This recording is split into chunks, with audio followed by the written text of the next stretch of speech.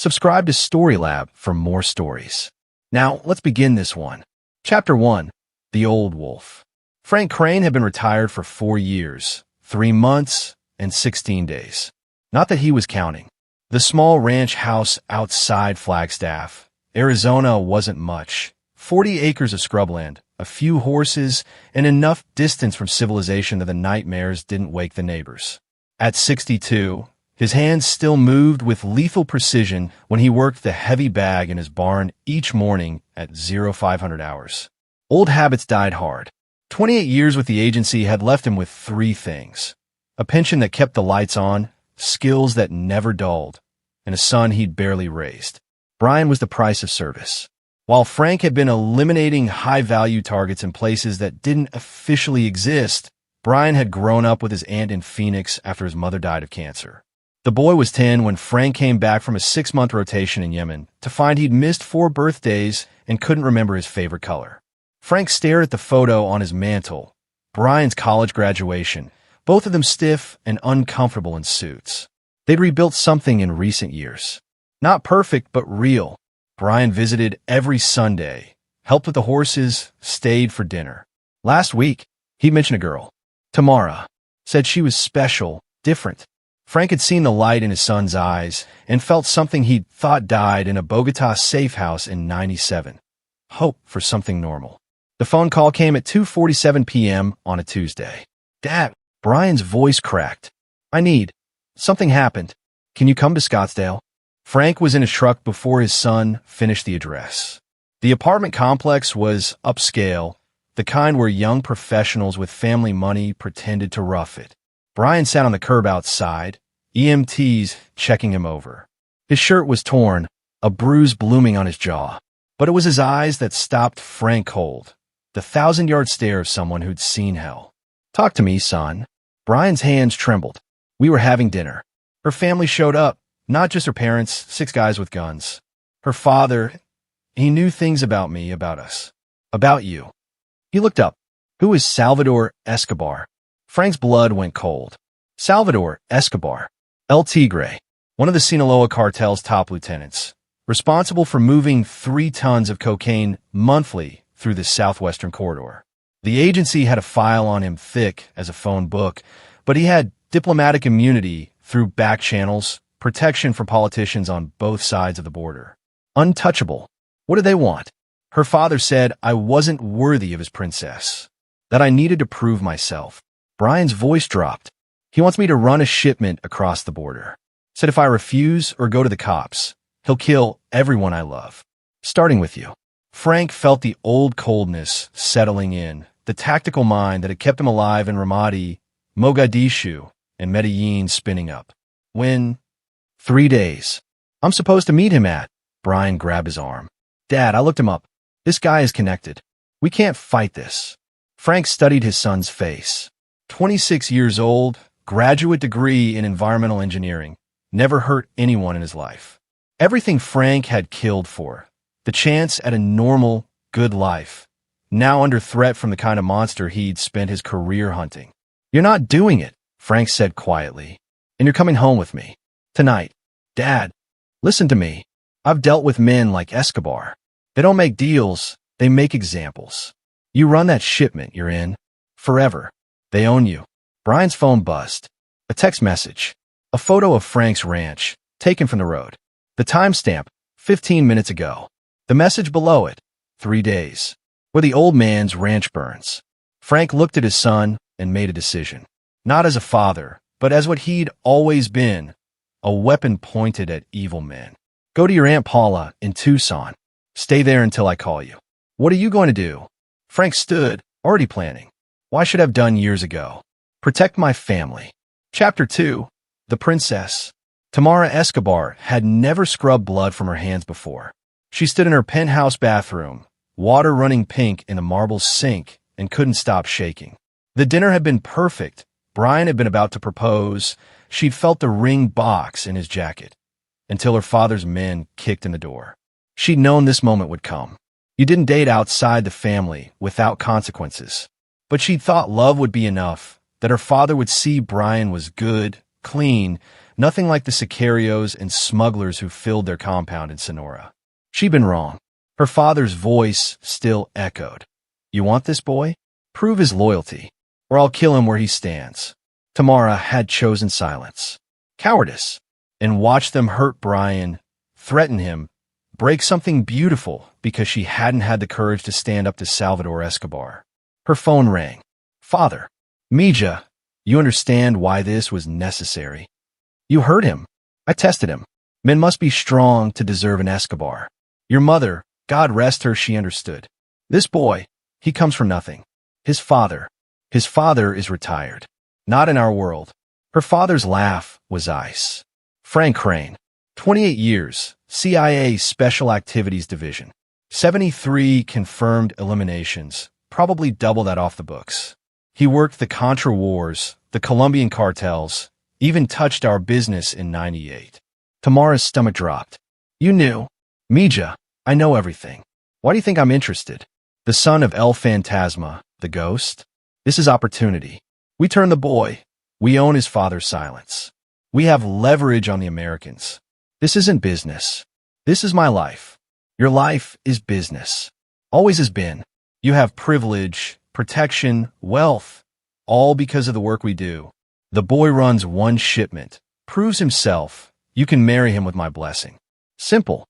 Nothing was ever simple with her father. After he hung up, Tamara sat in the dark and thought about Brian's face when he'd shown her the engagement ring 2 weeks ago. She'd said yes.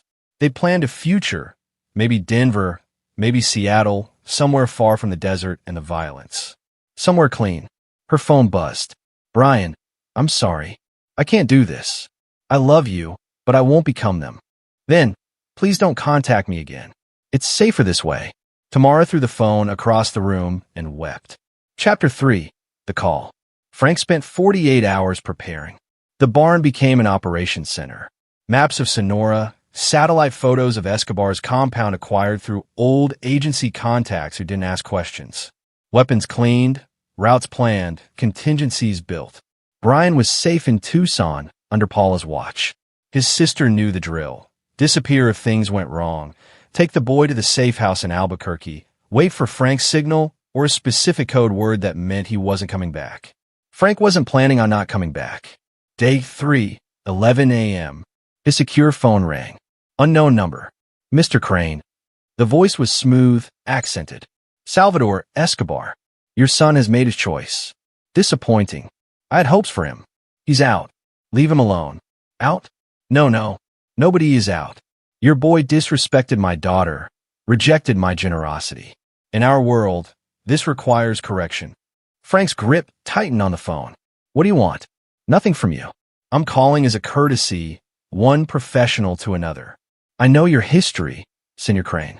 I respect it, but my reputation demands response. Your son humiliated my family. He's a civilian. He walked away. We're done. Salvador's laugh was genuine, almost warm. Done? You think because you killed some sicarios 30 years ago, you understand how this works? Let me educate you. An hour ago, I had my daughter demonstrate family loyalty. Frank's blood turned to ice. What did you do? Your son stopped at a gas station in Tucson. Tamara was waiting. They spoke. He refused to listen.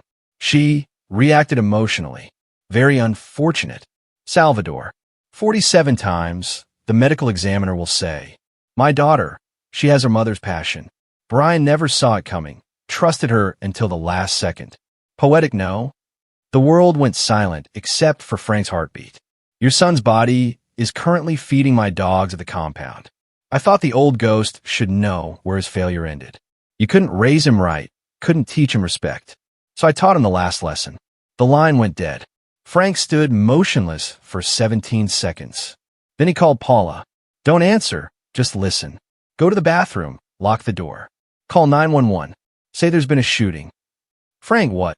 Brian's dead. They killed him an hour ago. Gas station, off Route 10. I need you safe before. His voice cracked. The first emotion in 3 decades of death. Before I finish this. Paula was crying. Oh God, Frank, not Brian. I know. I'm sorry. I should have killed Escobar in '98 when I had the chance. I'm correcting that mistake. I love you, Paula. Tell the investigators everything. The cartels, Tamara, all of it. Let them find the evidence. But I won't be there to testify. Frank, don't do anything. They killed my son. There's nothing else to do. He hung up and stared at the photo on the mantel. Brian, smiling, hopeful. 28 years of wet work. 73 official kills. Frank had followed the rules, trusted the system, retired clean. The rules were done. Frank Crane opened his gun safe and began loading equipment into his truck. Tactical gear, suppressed weapons, C4 from a storage unit in Nevada. Tools of the trade he'd sworn never to use again. By midnight, he'd be in Sonora. By dawn, Salvador Escobar would learn why they'd called him the Ghost. Chapter 4, Reconnaissance. The Escobar compound sprawled across 200 acres of desert 30 miles south of the Arizona border. $280 million in cartel money had bought walls 12 feet high, guard towers, thermal cameras, and enough firepower to hold off the Mexican army. Salvador didn't hide, he ruled. Frank watched through a thermal scope from a ridge 3,000 yards out. 200 hours. The compound blazed with heat signatures. 23 guards on rotation, clustered in predictable patterns around the main house. Dogs in the kennel, the one Salvador had mentioned. The Kingpin's private quarters occupied the western wing, reinforced, probably panic room access. And somewhere in there, Tamara Escobar slept soundly after murdering his son. Frank had made 3 mistakes in his life. The first was being absent for Brian's childhood. The second was not killing Salvador Escobar in 1998 when he'd had him in his sights. The agency had called him off, said they needed Escobar as an asset, a source of intelligence. The third was assuming Brian would be safe if Frank stayed retired. He wouldn't make a fourth. The tactical plan materialized in his mind like muscle memory. Single operator, no backup, no extraction. This wasn't a sanction, it was execution. The guard would die first, establishing chaos. Then Salvador. Then the daughter. Quick. No. Salvador had made it personal. Frank would return the favor. He spent 4 hours mapping patrol patterns, counting weapons, identifying the generator, the security hub, the armory. Every compound had weaknesses, you just had to know where to look. Escobar's was hubris. He'd built a fortress, but fortresses required discipline. These sicarios were sloppy, comfortable. Half were on their phones, 2 were drunk by the East Gate. They'd never faced a real operator. At 0600, Frank withdrew to a safe house in a village 12 miles away, a room above a cantina owned by a man who'd fed information to the agency for 20 years. Julio Keenan was 60, weathered, and asked no questions when Frank arrived with gear bags. You need anything, Senor Frank? Sleep. For hours. Wake me if anything moves toward the compound. Julio nodded and disappeared. Frank lay on the cot, Brian's photo in his hand, and tried to remember the last thing he'd said to his son. I'll handle this. Trust me. He'd failed. Again. But failure ended tonight. Chapter 5. The Ghost Returns. Frank moved through darkness like smoke. 2,300 hours, new moon, cloud cover at 60%. Perfect conditions. The compound's external sensors detected nothing as he bypassed the south wall using climbing gear. Modern security focused on ground approaches, not vertical infiltration. First target, the security hub. 2 guards distracted by a soccer match on a laptop. Frank dropped through the skylight, suppressed M4 coughing twice. Both men dead before they understood the room had changed. He pulled their access cards, disabled the alarms, and looped the camera feeds. Now the compound was blind. Phase 2, eliminating the outer perimeter. The East Gate guards, Albert Nicholson and Hugo Rowe, according to their radio chatter, never heard him coming. Knife work, silent. He dragged their bodies into shadows and moved to the North Tower. The guard there, Glenn Birch, was smoking and watching the desert. Frank's suppressed shot took him in the brainstem. 17 minutes. 6 guards down. The sicarios in the barracks would notice soon. They rotated every 30 minutes. Frank had 14 minutes to reduce their numbers before chaos erupted. He planted C4 on the generator, the armory, and the vehicle depot. Remote detonators, staged for maximum disruption. Then he moved to the kennels where Salvador kept his fighting dogs, pit bulls bred for violence. Brian's body wasn't there. Salvador had been lying, playing psychological games. The dogs were just dogs, half-starved and vicious. Frank sedated them with tranquilizer darts from a distance. He wouldn't kill animals for a man's crimes. The barracks erupted at 2,328 hours when someone found Glenn Birch's body. Alarm should have sounded, they didn't. Panic did instead. Frank triggered the first charge. The armory exploded, cutting off their heavy weapons. Sicarios poured into the courtyard, disorganized, shouting. He picked them off from rooftop positions. 3 shots, 3 dead. They scattered, tried to establish defensive positions. Second charge, the generator. The compound plunged into darkness. Thermal scope on, Frank moved like a predator. The Sicarios had numbers, but no leadership, no training. They shot at shadows, at each other, at nothing. He dropped 8 more in 5 minutes. The tactical situation collapsed into pure chaos, exactly as planned. Kenneth Owen, Salvador's head of security, tried rallying the remaining men near the main house. Former Mexican Special Forces, dangerous. Frank put a bullet through his eye from 90 yards. 14 dead, 9 remaining, all trapped between the house and the walls. Their leader inside, calling for support that wouldn't arrive.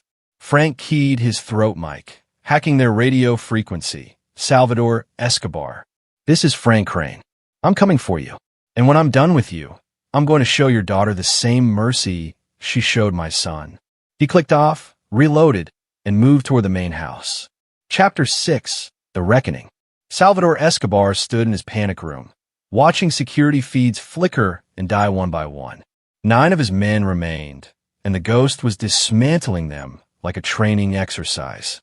He'd underestimated Frank Crane. Fatal mistake. Papa.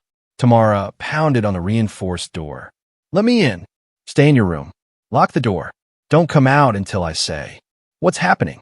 Who's attacking us? Salvador checked his pistol, gold-plated .45, more symbol than weapon. Brian's father. I may have miscalculated his response. Through the remaining camera, he watched Frank Crane move through his compound like a demon. 3 more Sicarios died in 12 seconds. Headshots, precise, professional. This wasn't revenge. It was an execution. The final 6 guards established a defensive position at the main entrance. Salvador watched through the monitor as Frank simply went through the wall. Breaching charge blowing a hole in the adobe. Flashbangs creating confusion. The firefight lasted 20 seconds. 6 more dead. The compound was silent except for dying men crying for help. Salvador's hands shook. He'd faced death before, rival cartels, federal raids, assassinations. But this was different. This was personal, surgical, unstoppable. The panic room door had 12-inch steel reinforcement, biometric locks, enough supplies for 3 days. Frank Crane could hammer at it until dawn. Then Salvador heard the cutting torch. Dios mio. Frank's voice came through the door, conversational, thermite lance. Military grade. This door will be open in 4 minutes. I suggest you use that time wisely. Crane, we can negotiate. Name your price. No price. No negotiation. You kill my son. He disrespected my family. What would you have done? Exactly what I'm doing now. The torch burned hotter. Salvador could see the glow through the seal, the metal beginning to weaken. He had 3 minutes, maybe less. He grabbed his radio. Tamara, are you listening? Static then. I'm here. I love you, Mija. Remember that. Whatever happens next, I did it all for family. Papa, what did you do? Why is he here? Salvador closed his eyes. I lied. Your mother didn't die in childbirth. She was killed by a rival cartel when you were 3. I slaughtered everyone involved. Men, women, children. 37 people. Because that's what you do when someone touches your family. Why are you telling me this? Because Brian Crane was Frank's entire world. And I took him. So now Frank will take everything from me, including you. The door exploded inward, thermite eating through the last of the locks. Frank Crane stepped through the smoke, covered in blood and dust, holding a suppressed rifle like an extension of his body. Salvador raised his gold pistol. Frank shot it out of his hand, the bullet taking 2 fingers with it. Salvador screamed, collapsed. Please. You said Brian's body was feeding your dogs. Psychological warfare. I respected that. Frank walked closer, each step measured. But you made a mistake. You told me exactly where you lived. Exactly how many men you had. You challenge a man with nothing left to lose. Crane, listen. No. You listen. You killed my son because he loved your daughter. That's it. No disrespect, no challenge. Just love. And you murdered him for it. Salvador clutched his bleeding hand. In our world, your world ends tonight. Frank shot him in the knee, then the other. Salvador's screams echoed through the compound. 28 years, I followed rules. I killed when ordered, stood down when ordered, lived with the nightmares because I told myself it mattered, that it protected people like my son. But you don't get rules. You get what you gave Brian. He dragged Salvador out of the panic room, through the house, into the courtyard where 23 bodies cooled under the stars. The Kingpin begged, pleaded, offered millions. Frank shot him in the stomach. Gut wounds were slow, agonizing. Salvador would bleed out in 20 minutes, conscious and suffering the entire time. This is for Brian. He left Salvador dying in his own compound and walked toward the East Wing, toward Tamara's room, toward the last lesson. Chapter 7, The Daughter's Truth. Tamara heard her father's screams die to whimpers and knew Frank Crane was coming for her. She sat in her bedroom, door locked, pistol in her lap that she didn't know how to use properly. Everything had gone wrong. Everything. The door exploded inward. Not breached, just kicked. Frank Crane filled the doorway, backlit by fires burning in the compound, looking like death itself.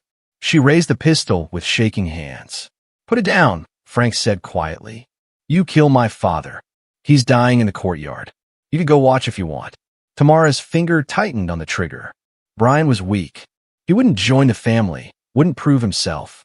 He deserved. Frank moved faster than she could track, disarming her, slamming her against the wall. His hand around her throat, just enough pressure to terrify, without killing. Say it again. Tell me my son deserved 47 stab wounds. She couldn't breathe, couldn't speak. That's what I thought. He released her, let her collapse to the floor. Your father said you killed Brian, that you stabbed him 47 times because he rejected you. I didn't. Tamara gasped for air. I didn't kill him. I couldn't. Frank froze. What? My father's men took him. 3 hours after the gas station. Brian was alive, scared, but alive. Papa made me watch. Tears streamed down her face. He said if I loved Brian, I'd prove it. He gave me the knife and said either I kill him or they kill us both. The world tilted. You're lying. I wish I was. Tamara screamed. I held the knife. I tried, but I couldn't do it. So Daddy's men, Buddy Graves and Ivan Crawford, they held my hands and forced me to. She was sobbing now, broken. They control my hands. Every cut, 47 times, making me look Brian in the eyes while they killed him through me. Frank's tactical mind raced through the implications. Salvador had lied about everything, not just to hurt Frank, but to ensure his daughter was complicit, bound to the family through an unforgivable crime. Classic cartel psychology. Make them guilty, make them loyal. Where's your mother's grave? Tamara looked up, confused. What? Your father said she died in childbirth. Is that true? No. She was murdered by the Beltran-Leyva cartel when I was 3. Why does that understanding hit? He told you she died in childbirth. No. He told you that. He told me the truth, that she was killed and he massacred everyone involved. He lied to both of us, manipulated both of us. Everything Salvador Escobar touched turned to poison. Frank sat on the bed, suddenly exhausted. The rage that had fueled him through the attack drained away, leaving only grief. Brian was still dead. This girl, practically a child herself, had been forced to kill him. Salvador's final manipulation. Are Buddy Graves and Ivan Crawford still alive? Tamara nodded. They ran when the shooting started. Probably halfway to Sinaloa by now. Frank pulled out his phone and made a call. Old agency contacts, the kind that handled problems off the books. He gave 2 names, descriptions, last known locations. What did you just do? Tamara asked. Ensured they don't make it to Sinaloa. Or anywhere. He looked at her. Your father's dead. Your family's empire is burning. What happens to you now? I don't know. Everything I knew was a lie. Not everything. Brian loved you. That was real. She broke down completely then, the weight of everything crashing down. Frank waited, said nothing. What could he say? His son was dead. Her father was dying 50 feet away. 23 bodies littered the compound. Justice and revenge had become indistinguishable. Finally, Frank stood. The Federals will be here in an hour. Maybe less. You have 2 choices. Stay, face Mexican justice for your father's crimes. They'll crucify you to make an example. Or disappear. Disappear where? He tossed her a burner phone and a key. Flagstaff, Arizona. Storage unit 347. Inside is $50,000 cash, documents for a new identity, and a note explaining everything. What your father did, what his men did, what really happened to Brian. I typed it before coming here. If you're smart, you'll use it. Why would you help me? I'm not. I'm helping Brian. He loved you. That has to mean something, even now. Frank walked to the door, paused. One condition. You testify. The feds, the Mexican authorities, whoever. You tell them everything about your father's operation. Names, routes, contacts. You burn it all down. They'll kill me. I'll make sure they don't. You have my word. What's left of it? He left her there, crying in a bedroom surrounded by death. Chapter 8. The Cleanup. Frank found Salvador in the courtyard, barely alive. The Kingpin's eyes focused on him with difficulty. She told you everything. You forced your own daughter to kill an innocent man to keep her loyal. You're worse than I thought. Salvador coughed blood. Worked for 20 years. Mothers, death bonded us. This would have too. You're insane. I'm practical. Cartel life. No room for weakness. Love is weakness. Love is the only thing that's real. Everything else is just death pretending to matter. Salvador's laugh was a wet gurgle. Ghost becomes philosopher. Ironic. I need you to do one thing before you die. Tell me where Brian's body is. Dogs wasn't metaphor. Real dogs. Kennel, back area. Frank's stomach turned. He'd sedated the dogs, walked right past. You actually, yes, wanted you to see it. Wanted you broken. Frank raised his pistol. Wait. Salvador's eyes cleared slightly. Thank you. For what? Ending this. Tired, so tired. 20 years, running empire, destroying everything, touching. You freed me. I didn't free you. I killed you. Same thing. Frank pulled the trigger. Salvador Escobar died in his own courtyard, surrounded by the men he'd sent to die for him. The kennel's back area held a shallow grave. Frank found Brian's body, cleaned and prepared by someone who'd shown more respect than Salvador ever had. Probably the kennel keeper, a young man Frank had zip-tied, but not killed. Some part of decency survived, even here. He carried his son out of that place of death. Chapter 9. The Last Lesson. 6 weeks later, Frank Crane sat in a coffee shop in Flagstaff, reading a newspaper. Mexican authorities had raided what remained of the Escobar compound, found 23 dead sicarios, 1 dead kingpin, and enough evidence to dismantle 3 major trafficking routes. Anonymous testimony had provided details that led to 47 arrests across both sides of the border. Tamara Escobar had disappeared. The FBI had questioned Frank extensively. He told them everything: Salvador's threat, Brian's death, his decision to act. They'd found bodies, evidence of a military-grade assault, and multiple federal crimes. But witnesses were scarce, and those who survived told conflicting stories. Some described one attacker, others multiple. The tactical precision suggested special forces, but Frank's age and public retirement made him an unlikely suspect. They'd confiscated his legal weapons, monitored his movements, but made no arrests. Officially, the investigation remained open. Unofficially, a senior FBI agent had whispered to him, 23 cartel enforcers and one of the biggest kingpins in Mexico, all in one night. If someone did that, they'd be a national hero. Not that I'm suggesting anyone actually did it. Frank hadn't replied. Brian's funeral had been small. Paula attended, silent and grieving. A few of Brian's friends from college, confused and heartbroken. Frank stood over his son's grave and said nothing, because what words could possibly matter? The coffee shop door opened. Tamara Escobar, now Sarah Mitchell, according to her documents, entered nervously. Shorter hair, different style, glasses she didn't need, but still her. She sat across from Frank. "You came," she said. "You texted, said it was important." She pushed an envelope across the table. "Everything I know about Daddy's operation. Bank accounts, associates, properties. Things I didn't tell the FBI because I was scared. But I'm done being scared." Frank opened it, scanned the contents. Enough to destroy what remained of the Escobar empire. "Why give this to me?"